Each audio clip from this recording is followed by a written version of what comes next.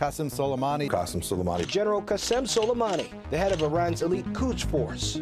The U.S. blames Soleimani for planning a rocket attack on an Iraqi military base last month. And President Trump authorized a drone strike on a top Iranian general that the U.S. has labeled a terrorist. As president, my highest and most solemn duty is the defense of our nation. Last night, at my direction, executed a flawless precision strike that killed the #1 terrorist anywhere in the world, Qasem Soleimani. The world is a better place without him. The problem is that comes at a very high cost. Donald Trump has never had a shortage of enemies. And back in 2024, when he was out on the campaign trail, this happened. If you want to really see something that said, take a look at what happened.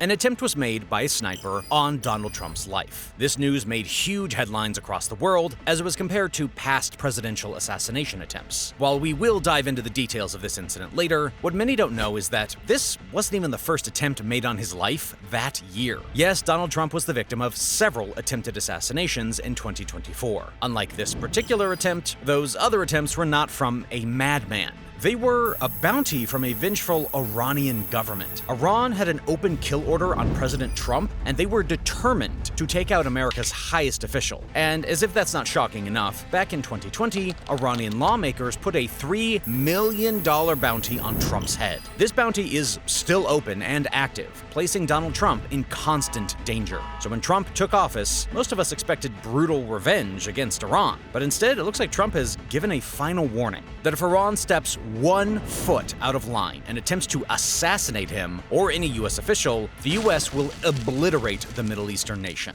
And why say that you're unhappy to sign it if it's Iran and their proxies who have threatened to retaliate against you and your team by killing you guys for taking out Soleimani? Well, they haven't done that, and that would be a terrible thing for them to do. Not because of me. If they did that, they would be obliterated. That would be the end. I've left instructions. If they do it, they get obliterated. There won't be anything left. And they shouldn't be able to do it. And Biden should have said that, but he never did. I don't know why. Lack of intelligence, perhaps. But he never said it. If that happens to a leader, or close to a leader, frankly, if you had other people involved also, you would call for total obliteration of a state that did it. That would include Iran. You heard the man. Now back to the real question. Why would Iran be dumb enough to try to take out a U.S. president? A man who is, once again, leading the most powerful nation on Earth? Well, to fully understand this, we need to go back to 2020. At the time, General Qasem Soleimani was one of the most important and powerful figures in Iranian politics. As the head of the Quds force, which is a special unit within Iran's Islamic Revolutionary Guards Corps, or IRGC, Soleimani was in charge of Iran's operations outside its borders. This gave him significant influence over Iran's foreign policy and military strategy. This was especially true in countries like Iraq, Syria, Lebanon, and Yemen, where Iran has deep entrenched political and military ties. Soleimani wasn't just a military leader. He was also a key architect in shaping Iran's involvement in conflicts across the Middle East. For example, in Syria, he played a crucial role in supporting the regime of Bashar al-Assad. This helped the Syrian government maintain power during a brutal civil war. He also helped coordinate Iran's support for Hezbollah, the Lebanese militant group. On top of that, he had significant sway in Iraq, where Iranian-backed militias had considerable influence. Soleimani's reach extended even to Yemen, where he was believed to be involved in supporting Houthi rebels in their fight against a Saudi-led coalition. In short, Soleimani was at the center of many of Iran's efforts to expand its influence and support allied groups across the Middle East. With a man like Soleimani holding so much power, it was only a matter of time before he became a top target for the United States. His influence alone made him dangerous, but his direct role in attacks on U.S. personnel and his support for hostile militia groups sealed his fate. For years, U.S. officials have had their eyes on him, and in 2020, they finally made their move. President Donald Trump ordered a drone strike that killed Soleimani in Baghdad, Iraq. The strike itself was carried out on January 3, 2020, as Soleimani was arriving in Baghdad International Airport. A U.S. drone targeted his convoy, killing him and several others. This included Abu Mahdi al-Mohandes, the deputy leader of Iraq's Popular Mobilization Forces. The drone drone strike was seen as a targeted assassination. This shocked many in the international community because it was a significant escalation in the US-Iran conflict. The decision to kill Soleimani was met with mixed reactions from around the world. In the US, there was debate over whether the strike was justified or whether it would lead to more instability in the region. President Trump defended the action. He argued that Soleimani was planning imminent attacks against Americans and that the strike was necessary to protect US personnel. He also stated that Soleimani's death would prevent future violence against the US and its allies in the Middle East. On the international stage, allies of Iran spoke up. Russia and China condemned the US action, calling it an illegal assassination and a violation of Iraq's freedom. European countries, which expressed concern over the escalation, urged both sides to de-escalate and avoid further conflict. The drone strike was also a major topic of debate in the United Nations. Many nations voiced concerns about the consequences of this action on international relations and stability in the Middle East. And as expected, after the drone strike that killed Qasem Soleimani, Iran was in an uproar. The streets of Tehran filled with mourners, and the Iranian leadership kept issuing stern warnings. At that moment, the entire country was on hold, bracing for what would come next. After all, Soleimani was not just a military leader, he was a symbol of Iranian strength and resilience, particularly in the face of external threats. His death was a significant blow to the country's military and political leadership. And look at these live pictures, okay? These are the streets of Tehran. You have thousands and thousands protesting there today. The action of the United States in this assassination, this comes as Iran's supreme leader is vowing, quote, harsh revenge on America after killing its most powerful military general, really the most powerful military general in the entire region. I mean, in more than 800 cities and towns, rallies in post-Friday prayers are underway.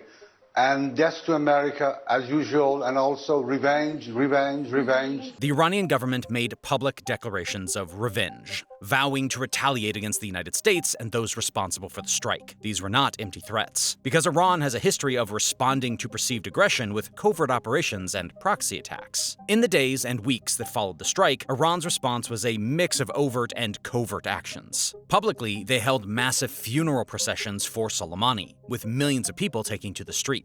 These processions were not just about mourning, they were a powerful display of national unity and defiance. The Iranian leadership used these events to send a clear message to the world. They would not take Soleimani's death lying down. At the same time, Iran was silently planning for a calculated and brutal response. The country's military and intelligence agencies began planning their next moves. They knew that a direct military confrontation with the United States would be devastating, so they turned to their network of proxies and operatives around the world. This network includes various militia groups and loyalists in countries like Iraq, Lebanon, and Syria. One of the key elements of Iran's response was to target US interests and allies in the region. This included rocket attacks on US bases in Iraq, cyber attacks on American infrastructure, and efforts to undermine US influence in the Middle East. These actions were designed to show that Iran still has the capability and the resolve to strike back, even if it couldn't match the United States in a conventional military conflict. Do you know how Trump responded to these attacks? Well, here's the tweet. Yeah, not exactly the kind of response you'd expect after an attack on US forces. It wasn't just dismissive, it was outright mocking. And as expected, it only made the Iranians even more angry. At this point, Iran's intelligence agencies were looking for more strategic opportunities to strike back at the United States. This is where the alleged plot to assassinate Donald Trump comes into play. Iran hatched a plan to assassinate Donald Trump, specifically because he had been the one who had ordered the strike on Soleimani. The Iranian government wanted it to happen before the 2024 elections. The mission was handed to an operative named Farhad Shakeri. Shakeri is an Afghan national who immigrated to the US as a child, according to the complaint, and then was deported in 2008 after serving 14 years in New York state prisons after a 1994 conviction for robbery. Now, Shakeri wasn't just any operative. He was believed to be working for Iran's Revolutionary Guard, an elite branch of the military known for its covert operations. His mission was clear, but incredibly high stakes: assassinate Trump within 7 days. If he couldn't pull it off in that short window, he was to put the plan on hold until after the 2024 presidential election. This came with the assumption that Trump might lose the election and become a more accessible target. We all know how that turned out now, don't we? Farhad Shakeri also had a network of seasoned criminals skilled in surveillance and murder-for-hire operations. Those people had connections in various countries and were experts at evading law enforcement. The plot was intricate and required thorough planning. Shakeri and his team conducted surveillance on Trump, studying his movements and the security details protecting him. They were looking for any vulnerability they could exploit. The clock was ticking. They had just 7 days to get close enough to Trump and pull off the assassination. The pressure was immense.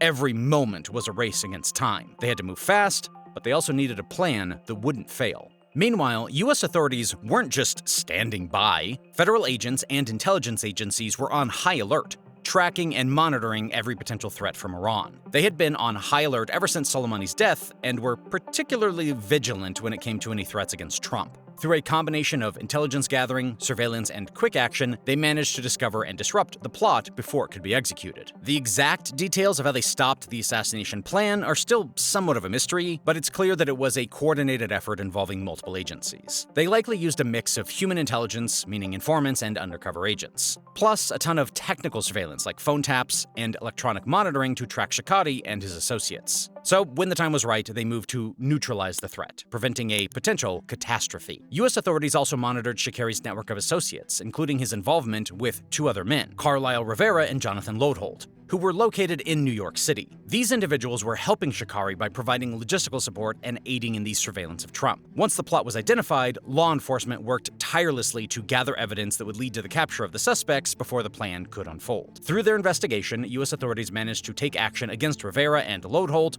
both of whom were arrested in November of 2024. Their arrests were a major victory, as it disrupted the assassination plot and removed key players from the operation. However, despite these arrests, Shikari was able to escape capture. The authorities were unable to find him at that time, and it is believed that he fled to Iran, where he likely sought refuge, shielded by the same organization that directed his mission in the first place. Shikari's escape unfortunately left a lingering threat. Although Rivera and Lodholt were removed from the plot, Shikari's escape meant that the full extent of the threat was not entirely neutralized. While his associates may have been arrested, Shikari's involvement with Iran's IRGC and his ability to coordinate covert operations still makes him a significant risk. His escape also meant that he could potentially continue his activities from Iran, further complicating international relations and adding to the ongoing tensions between the US and Iran. But that's not it. See, while all of this was happening, several other teams like Iran's Revolutionary Guard and other operatives were also planning several ways to target citizens and dissidents. Everyone had one goal, and that was to harm America one way or the other. For example, one plot involved a prominent journalist of Iranian origin who had been a vocal critic of the Iranian regime. This journalist, Masih Alinejad, has been living in the United States and had faced numerous threats due to her outspoken views. The Iranian government saw her as a significant threat to their narrative and sought to silence her through a murder-for-hire scheme. Farhad Shikari, the same operative tasked with the Trump assassination plot, was also involved in the scheme. Shikari and his associates had a network of criminal contacts who specialized in carrying out such hits. So they also planned to assassinate the journalist to send a chilling message to other dissidents and critics. However, like the plot against Trump, this plan was also foiled by U.S. law enforcement agencies. The agencies had been closely monitoring the threats and managed to intervene before any harm could come to the journalist. Iran's denial of involvement in these plots was predictable but not convincing to many observers. The U.S. government publicly accused Iran of arranging these schemes, and intelligence agencies provided concrete evidence linking Iranian operatives to the plan. But no matter what, Iran just kept denying it, calling the claims baseless accusations and fabrications. Iran claimed the US was just trying to damage its reputation and stir up tensions, but the evidence said otherwise. It was as clear as day that Iran was running secret and illegal operations to eliminate its enemies. The international community's reaction to these events was one of concern and condemnation. Many countries expressed solidarity with the United States and criticized Iran's actions. The idea of state-sponsored assassination plots, especially against high-profile figures like former and current US presidents, was alarming and seen as dangerous escalation. Human rights organizations also voiced their concerns, highlighting the targeting of dissidents and the risks faced by those who speak out against oppressive regimes. This incident truly shows how governments like Iran use a mix of covert and overt actions to achieve their goals. While military might is one aspect, the use of intelligence, proxy forces, and covert operations plays a significant role in their strategy. This broad approach makes it challenging to address and counter their actions effectively. The targeting of protesters and critics by the Iranian government adds another layer to this complex scenario. It shows the risks faced by individuals who dare to speak out against oppressive regimes. These individuals often live under constant threat, not just in their home countries, but even when they seek refuge abroad. The efforts to protect them require strong legal and security measures, as well as international cooperation to hold those responsible accountable. When the news of the Iranian assassination plot reached Trump, as you might imagine, his reaction was that of shock. During his campaign trail, campaign insiders have mentioned that Trump was more worried about the Iran threat than he publicly let on. Now that he's back in office, he has now begun addressing the threat properly in his full capacity as president. On February 4th, President Trump announced that he had left instructions that if Iran were to assassinate him, the country should be destroyed. The president made the remark after signing an executive order in the Oval Office. The order expressed how the US government would apply maximum pressure on Tehran if need be. Trump said that he had no problem being very tough on Iran. When asked to comment on the assassination attempts on him, he said, "They haven't done that, and that would be a terrible thing for them to do. Not because of me. If they did that, they would be obliterated. That would be the end. I've left instructions. If they do that, they get obliterated, and there won't be anything left. And they shouldn't be able to do it." This is a strategic move on Trump's part. By making such a bold statement, he has put Iran on notice, letting them know that the stakes are incredibly high. It wasn't just about protecting himself, but also about sending a broader message that the United States would defend its leaders with full force. The aim was to make the potential cost of any such action so high that it would act as a powerful deterrent. Since then, tensions between the United States and Iran have only worsened, leading to a constant state of alertness and precaution. Both countries are keenly aware of each other's moves, and the stakes are incredibly high. After the plot was uncovered, US intelligence agencies intensified their efforts to monitor Iranian activities. This isn't just about keeping an eye on known operatives like Farhad Shakari. It involves a comprehensive approach that includes electronic surveillance, human intelligence, and collaboration with international allies. The goal is to anticipate and neutralize any threats before they can be executed. One of the primary concerns is that Iran might not be deterred by the failure of the assassination plot. Instead, they could be motivated to just try again, perhaps with even more sophistication.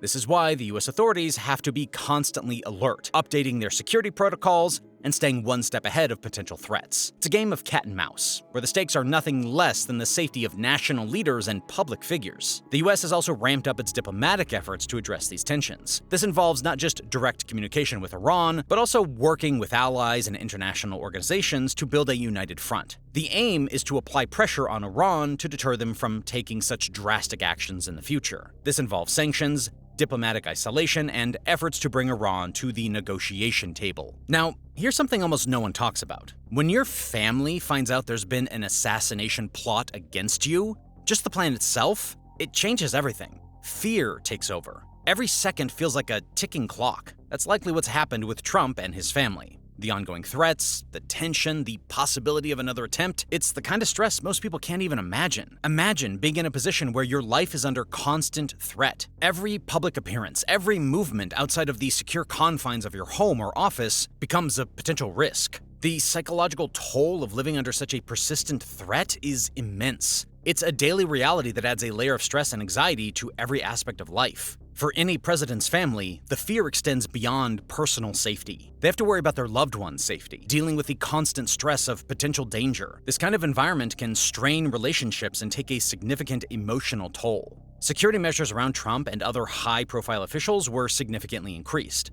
The Secret Service and other federal agencies doubled down on their efforts. They began employing advanced technology and rigorous protocols to ensure their safety. While these measures are necessary, they also contribute to a sense of isolation and constant surveillance. Living in such a tightly controlled environment can be stifling and exhausting. This danger and change in routine tend to then affect everyone around you, family and close associates included. Beyond Trump and his family, the impact extends to other individuals targeted by Iranian plots. Take, for example, Masih Alinejad. She's a well-known journalist who had publicly opposed the Iranian government. She has been living in the United States, hoping to escape the reach of the Iranian regime. Yet the persistent threats meant that her safety was never guaranteed. The constant need for protection and the awareness of danger can be gut-wrenching. It's a heavy burden to carry, knowing that your outspokenness could cost you your life. The constant threat of violence affects the entire political landscape. High-profile figures, political leaders, and protesters are all aware that they could be targets. This awareness can influence their decisions, actions, and interactions. It creates an environment where caution and suspicion are constant companions. The need for heightened security measures becomes a norm, affecting how events are organized, how public appearances are managed, and how officials interact with the public. For the general public, the knowledge of these threats and the measures taken to counter them can be both reassuring and unsettling. On one hand, knowing that security agencies are vigilant and proactive provides a sense of safety. On the other hand, the very need for such measures is a solid reminder of the dangerous and volatile world we live in. It highlights the lengths to which some governments will go to achieve their objectives and the persistent threats faced by those who stand up against them. For U.S. intelligence and security agencies, the challenge is not just about protecting these individuals, but also about staying ahead of any potential threats. This involves constant innovation and adaptation. New technologies are being developed and deployed to enhance surveillance and security measures. Cybersecurity is a significant focus as the digital realm becomes an increasingly important battleground. Ensuring the integrity of communications and protecting against cyber attacks are critical components of the overall security strategy. As if all of this isn't enough, outside of Iran's very determined and potentially ongoing efforts to take out the president, Trump also had a close call in 2024 when a sniper shot at him. During the 2024 presidential campaign, there was an alarming moment when an assassin targeted Donald Trump. This dramatic event unfolded on the 13th of July, 2024, during a campaign rally near Butler, Pennsylvania. And then the worst president in the history of our country took over. And look what happened to our country. Probably 20 million people. And you know, that's a little bit old, that chart. That chart's a couple of months old. And if you want to really see something that's said, take a look at what happened.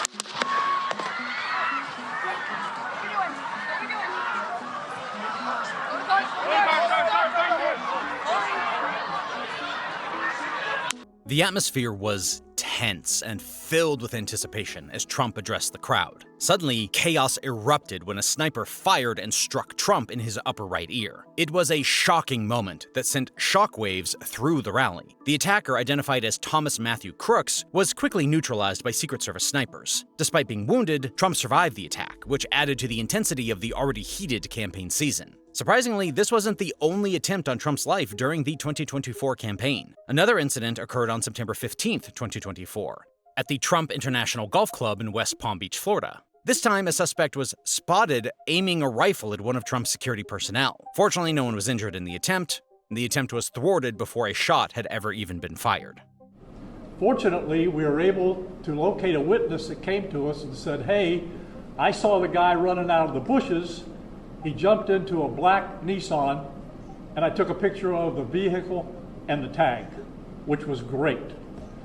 So we had that information. Our real-time crime center put it out to the license plate readers. And we were able to get a hit on that vehicle on I-95 as it was headed into Martin County. We got a hold of Martin County Sheriff's Office, alerted them, and they spotted the vehicle and pulled it over and detained the guy.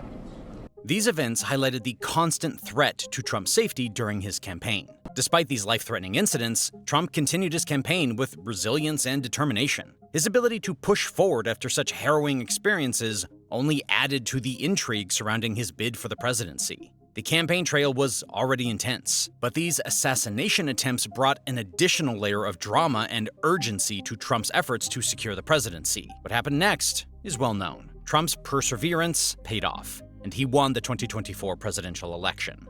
These experiences all show the grave danger that comes with the office of the President of the United States. Trump's decision to protect American interests is what made him a target. To this day, Iran may still be planning something to avenge its dead general. In that same breath, there are many other threats, like the one we saw during the campaign trail that comes as a result of the office. Though each of these assassination attempts have been foiled, the Secret Service and other U.S. agencies must stay on their toes to make sure that the threat is permanently neutralized. U.S. intelligence and security agencies should also continue monitoring Iranian activities. This is a step to prevent any signs of renewed plotting. The goal is to stay a step ahead, ensuring that any potential threats can be identified and thwarted before they can be carried out.